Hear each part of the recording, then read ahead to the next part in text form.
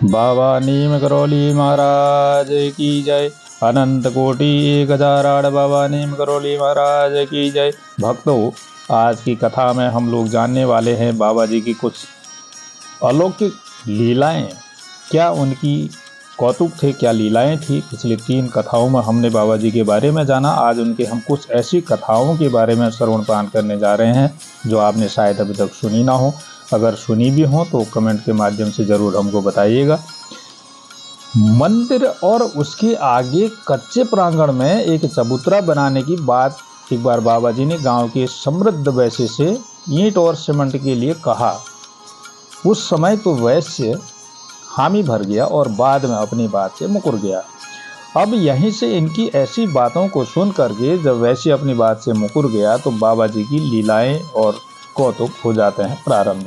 वैश्य की दुकान में आग लग जाती है, चारों ओर धुआं ही धुआं हो जाता है और कोई उपाय न सूझा। दौड़ा दौड़ा बाबा जी के चरणों में आ गिरता है। बचाओ बचाओ चिल्लाने लगा।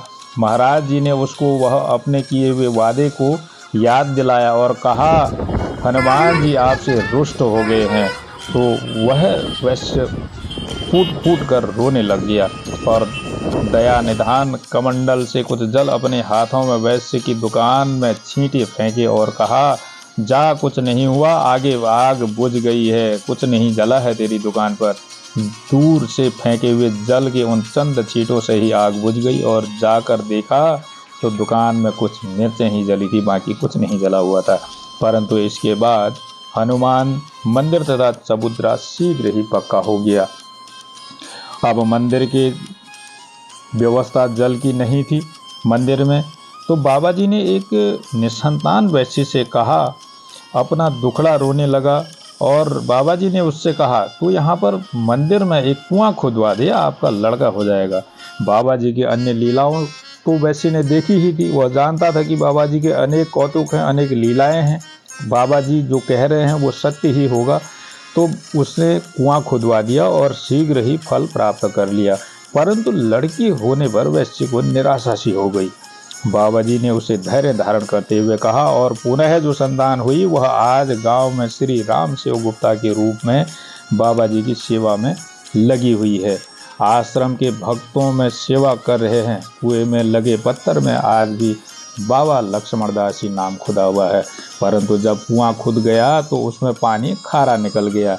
अब बड़ा ही कौतुक लोगों में छा गया कि भाई खारा पानी कैसे लोग पिएंगे। तब बाबा जी ने कहा, इसमें से कुछ चीनी के बोरे डाल दो।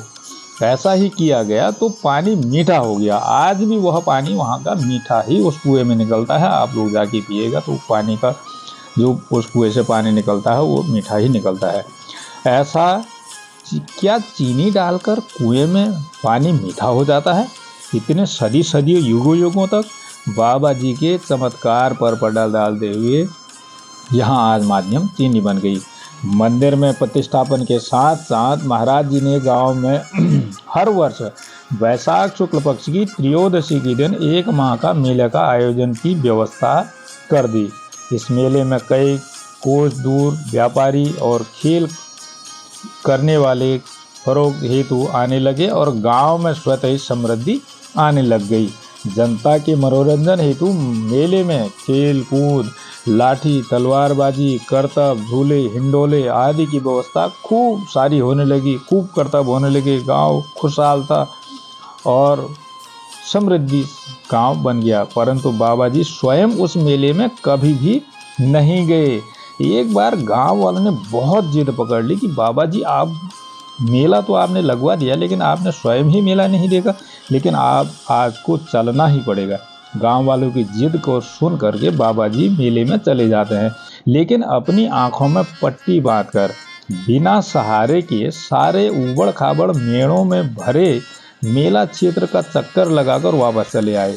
तब कहा है, नयन बिनु देखा, बंद आंखों हों या खुली आंखें हों, बाबा जी के लिए तो बराबर ही है।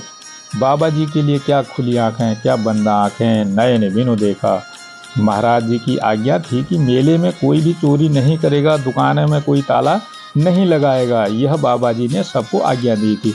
और मेले में सैकड़ों लोग रोज आते, कोई चोरी चपाटी नहीं होती, कोई भी ताला नहीं लगाता और सामान ज्यों का त्यों पड़ा रहता। फिर भी एक दिन एक व्यक्ति के मन में लालच आ गया और वह वहां से तरबूज उठा ले गया दुकान से बिना बताए। परंतु बाबा जी की यह चोरी उनसे कहाँ छुप पाती। बाबा जी की आंखों से वो पटरी कहाँ हटती कि उनकी चोरी बच जाती। गांव में से पार करते हुए और रेलवे पटरी पड़ती है और तो उसके पैर उस पटरी में चिपक जाते हैं। लाख प्रयास करने के बावजूद भी वह पटरी से अपने पैर नहीं छुटा पाया। तब वह व्यक्ति बहुत ही ज़्यादा घबरा जाता है। इधर गाड़ी आने का समय भी हो जाता है।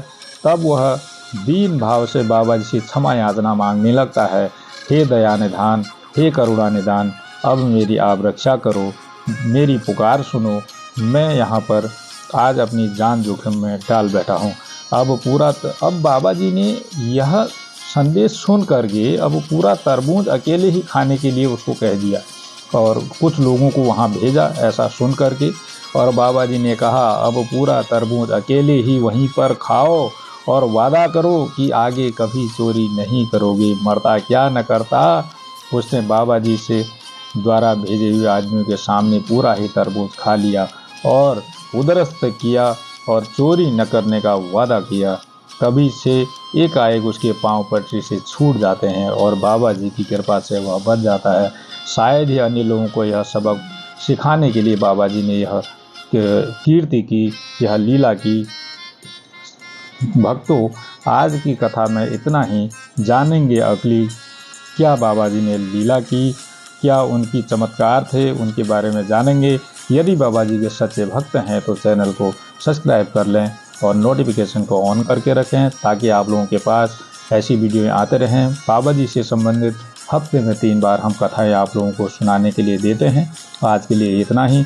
जय बाबा नीम करोली महाराज की जय। आपके घर में सुख शांति और समृद्धि बने रहे, यही बाबा जी से हमारी कृपा है। धन्यवाद।